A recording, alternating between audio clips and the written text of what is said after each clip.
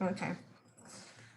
So I'm joined today by Mollie Robbins, Zoe Dibble and Chloe Skelton, three young GCB pathway cricketers who have successfully made it into the first ever Western Storm Academy. So congratulations to all three of you from everyone at the GCB. We're going to ask a few questions today and just get your viewpoints and any sort of help and advice you could give it to young girls coming through the system.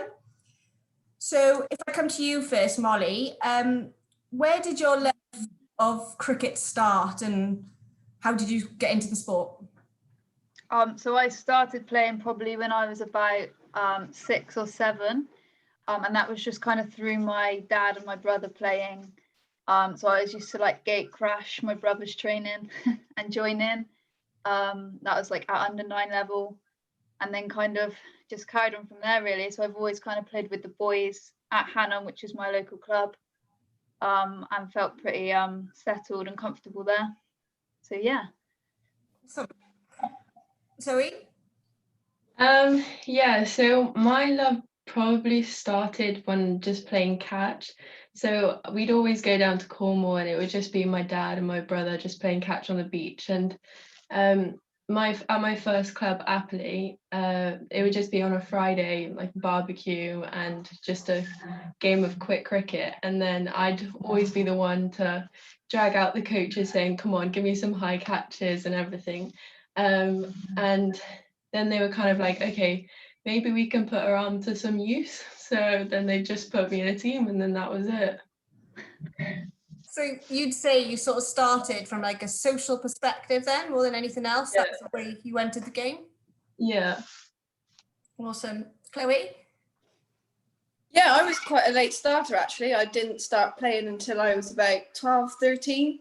That all come about from joining in with my cousin. She had a couple of coaches going to a school of hers and she just wanted to give it a go and didn't want to go alone. So I thought, oh, why not? Let's give it a go.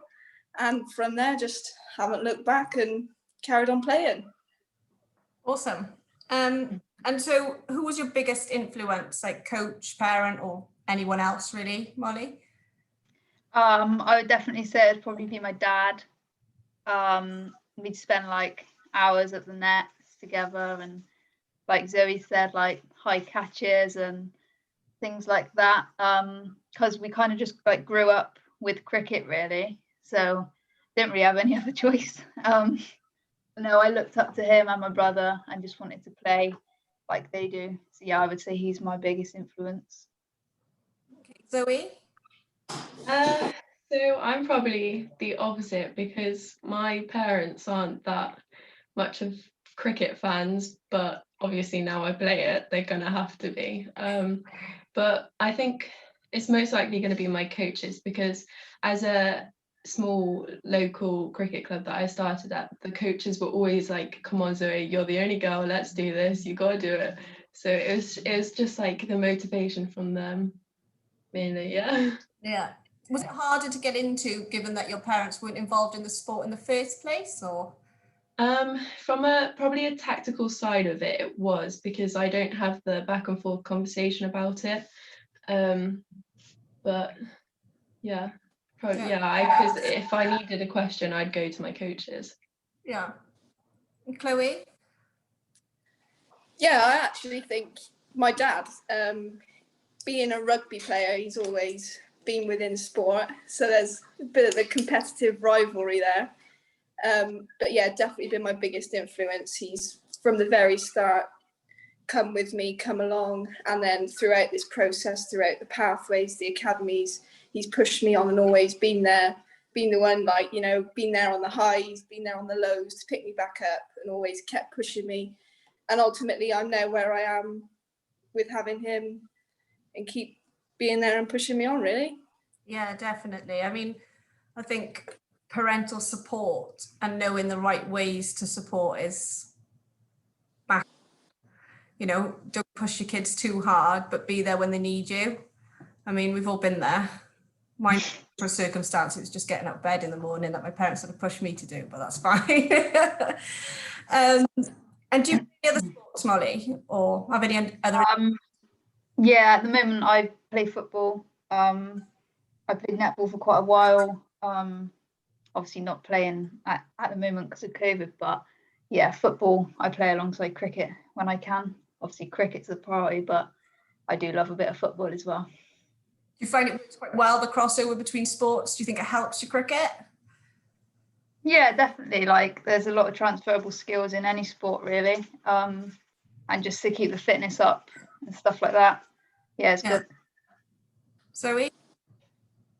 So I play netball alongside cricket, and those have always been, well, recently my main two sports, but I do have a love for tennis as well, because that's my dad's sport. So I'll always go up to the courts just for a knock. But yeah. And do you notice a massive difference within, do you sometimes like tennis because you're more isolated and it gives you a bit of time away from the team, or do they bring different things? Yeah, I'd say that they do, because tennis, it's like completely my decision. And if something doesn't go well, I'm just like, Zoe, what the hell are you doing? But with cricket, it's like you have your teammates together and they support you more. So Yeah. Cricket is better in that way, I feel. And Chloe? I've got a huge passion for all sports, to be honest. Played rugby, netball, golf, tennis, obviously cricket. And yeah, it's just great to be around others, like-minded people that also enjoy the sport, that you can relate to, have a chat, and just social get together, really. Would you say it's important for young girls to continue doing as many sports and multi-sport for as long as they possibly can, rather than you see a lot of things now where they specialise at an early age? Would you say carry on with as much as you can for as long as you can? Yeah, definitely. Keep it as broad as you possibly can, because there's so many health benefits and social benefits, as I've found. You know, going and doing different sports, you make so many different connections and friendships, and then that just progresses you on. And I suppose at a time like this, where we are all sort of isolated, all those groups of friends you've made in all the different sports, you know, I know we can't meet in person, but I suppose it comes quite handy now, even if it's a virtual meet, you've got all these different groups of friends from all of these different sports that you've done for such a long period of time. Definitely, definitely. And so what do you do in terms of like downtime, like non-sport related? There must be something else if you can fit it in everything that you guys do, Mollie. Non-sport related. Don't have many of them. I like to bake a good banana bread. Oh, nice. Gotta say, is pretty good. I like to play a bit of FIFA, a bit of PlayStation. But I do like going running and stuff like that. I know it's sport related, but working out and stuff like that in my downtime. Yeah. Good for the mental health. Absolutely. Yeah. Zoe? I can't say I'm as active as Mollie. Probably my favourite thing to do is just whack on a rom-com and then I'm just done for the evening. So Nothing wrong with that. Chloe? Yeah, definitely. You've got to chill out and find something good on the telly for sure. But other than that, yeah, socialising with friends, catching up, seeing them, getting out. You know, and it's just nice to have a break, like you said. Yeah. And that's really important, to stay in touch, keep good connections with your friends. Absolutely. And then in terms of cricket clubs in general, I mean, what can cricket clubs do to make a more welcoming environment for young females? It's sometimes you'll go somewhere and you're just like, this isn't somewhere I can be, this isn't something I'm comfortable with. What are key points for you that you could think of? For me, it would kind of be maybe integrating like the boys and the men with the women and the girls. Whether that's maybe playing like games on the same day or training nights on the same night, just so that like the men and the boys can kind of see that women's cricket is happening and they are part of the club. Like women and girls, all they want to be is like included and feel a part of it. So if clubs can do that and make it welcoming, and kind of like one big family, then I think that's really important. Yeah, definitely agree with that. Zoe? Yeah, I agree with the integration of everyone. But at the same time, I know some girls may not feel as confident to, well, or not ready to mix with men or boys. But I think having the option of either having just a girls team, or maybe if you are ready and if the coaches think you're ready, to move up. And it's just the encouragement between both of them, and there's no judgment between any of that. Yeah. Chloe? Yeah, definitely. I mean, when I first started, it was sort of very much a girls group. And then obviously as we sort of went up, you sort of then end up playing junior boys cricket and the men's cricket. So I think that's really good in standard. But if we can get that in the women's game, I think that will only just continue to boost the game forwards. Yeah, 100%. I mean, I suppose it depends as well when and at what age you come into the game. I know you said you started slightly later, Chloe, and Zoe and Mollie started slightly earlier. And I suppose if you've always been in that sort of club environment from a young age, it's slightly easier. But if you're coming in as a girl who's like 12, 13, we all know that at that age, things change and girls become more uncomfortable with themselves and more conscious of other people's views. So I suppose a girls only environment works quite well if you're coming in slightly later in the game.